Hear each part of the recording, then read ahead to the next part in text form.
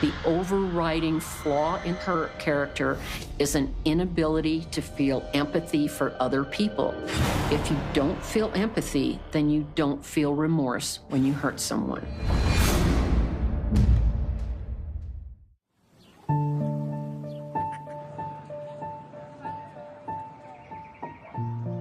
Nothing brightens a grandparent's day more than seeing their grandchildren.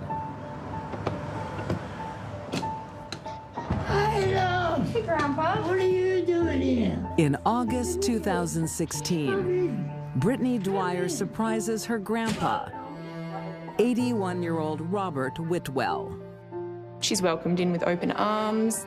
That's lovely to see you. You too, Grandpa. I haven't seen you in ages. I know. Her grandfather was so glad to see her. It had been so long. Can I get you something to drink? The tyranny of distance keeps them apart. Robert lives in South Australia, while 19-year-old Brittany is from the north, in Queensland. Brittany and her grandfather had a close relationship. Even though they were 1,200 miles apart, they spoke, they interacted, and he doted on her. And that's you. You know, you couldn't have been 3 years old then. It's a chance to reminisce. He was thrilled. His smiling, lovely Brittany. A little cutie you were, and you still are. He was very proud of his family, very proud of his grandchildren. But there is a side to Brittany Robert hasn't yet met.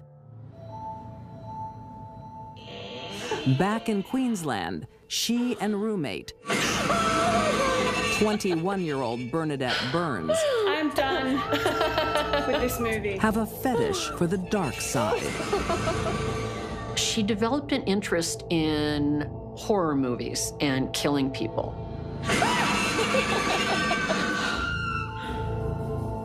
Her and Bernadette form a very close friendship very quickly. They would sit and watch endless hours of films. Now, a lot of teenagers develop a little bit of an obsession to horror movies, but Brittany took it even further. She'd see a horror movie and she'd imagine committing that murder.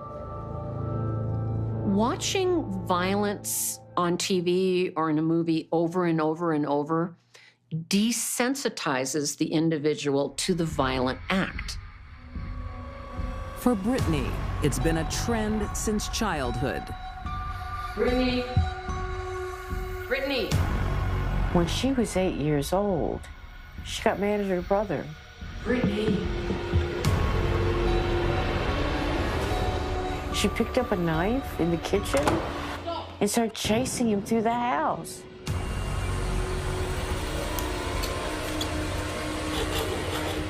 The knife incident was very telling of something bad going on in Brittany's heart. Brittany, stop! Underneath the facade of the sweet, fun-loving little girl was a budding monster. As a young adult, Brittany takes control of her life and her fantasies. Well, I like it. No one else likes what I like. She did things like visit graveyards with her friends, which, you know, you wouldn't think a regular teenager would sort of do. What if we sell your car? I drive my car. Not often. The two women don't have steady jobs, so money is often a problem. I know where there's some cash. A lot of it.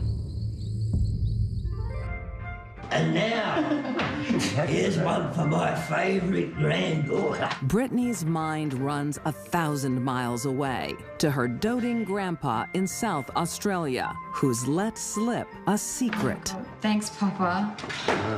Dad, that's far too generous. Yeah. What's $600? There's another 100,000 where that came from. Dad. Robert had talked about the money that he had there and explained in detail to Brittany's mother where that money was. It's better off with me, it's safer with me than any bank. He didn't trust banks. He kept all of his savings at home. and it amounted to about $110,000. When Brittany heard her mother talking to Bob about hidden money, an idea was born. Bob didn't trust banks, but he shouldn't have trusted his granddaughter.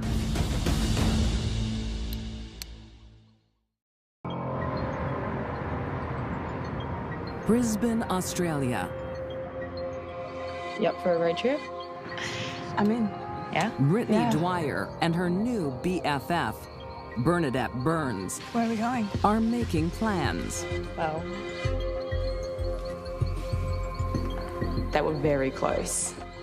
And you sort of have to have a strong relationship with someone to convince them to drive across the country to commit a robbery against that person's grandfather. They travel 1,200 miles and on August 5th, 2016, arrive at Robert Whitwell's Adelaide home. okay, you ready? But Bernadette has a change of heart. I can't do it, Britt. We're in this together, whatever it takes, remember? Yeah, but he's your pop. We just came all this way for this.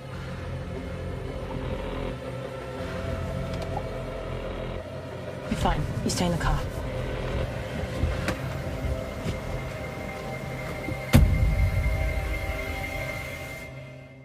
While Bernadette stayed in the car and put on her makeup, Brittany went inside to have breakfast with her grandpa. What could possibly go wrong? For Brittany, this is more than a robbery. It's a chance to act out a violent fantasy she's carried since she was a child. What are you doing here? I just came to visit you. Come in. Come in. She was armed. She had the knife with her when she went inside. I wish we could do this more often. I really do.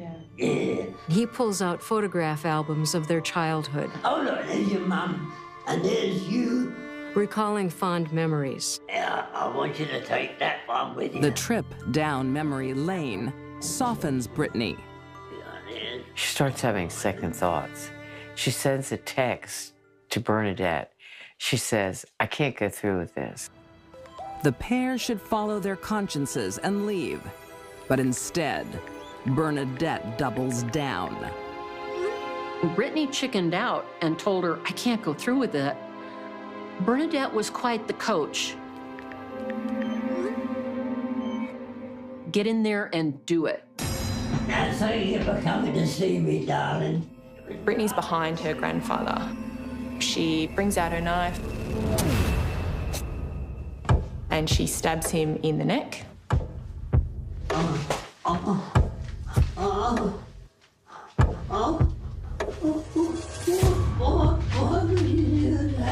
He's surprised. He turns around, puts his hands on her shoulders and said, "Why did you do that?" And with that, she reaches up with the knife again and buries it deep in his chest. He would have bled rapidly. And since it's so close to the heart, the majority of the blood would have poured into the cavities of the chest. He stumbles to get a Band-Aid to stop the bleeding.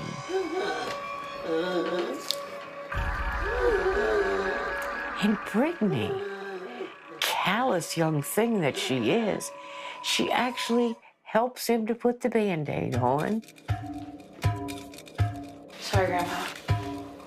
But that's where her first aid ends. She waits and watches her grandfather bleed to death. How can you kill your grandfather and be willing to sit there and watch him bleed to death?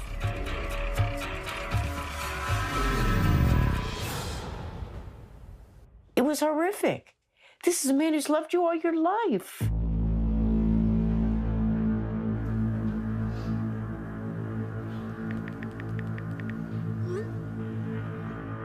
Brittany then texts Bernadette and says, "It's done." 2 words, "It's done."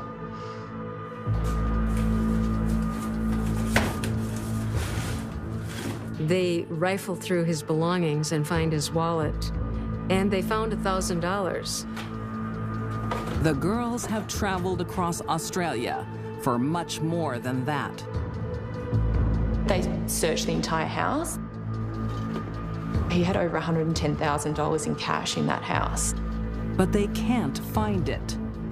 Hey, where are you? We have to go. I found a bag. At this point, Brittany's an accomplished killer, but she was a really bad robber. They couldn't even find the money that was hidden in the shed. Are you sure we shouldn't keep looking? We've looked everywhere. We have to go. With just $1,000 in their pockets, the girls hit the road. It's days before Robert's body is discovered.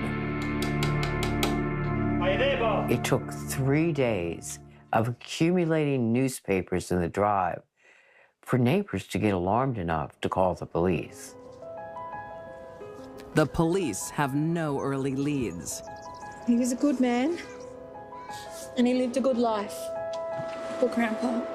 At his funeral, Brittany slips easily into the role of grieving granddaughter.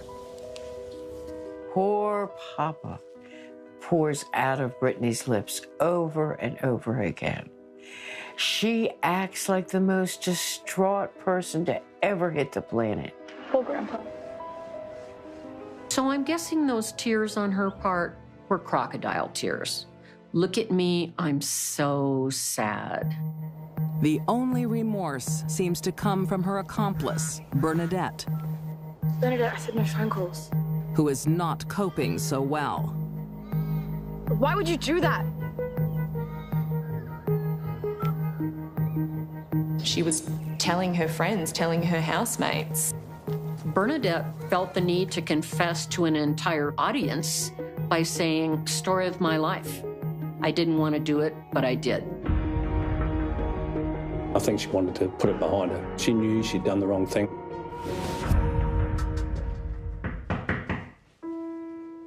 Crime Stoppers took a call that said, Brittany and Bernadette are responsible for Bob's death.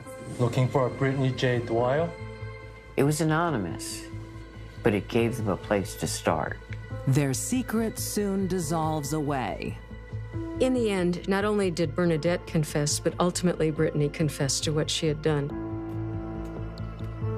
In 2017, Bernadette Burns pleads guilty to murder without intent and receives a minimum of 13 years and 6 months in prison.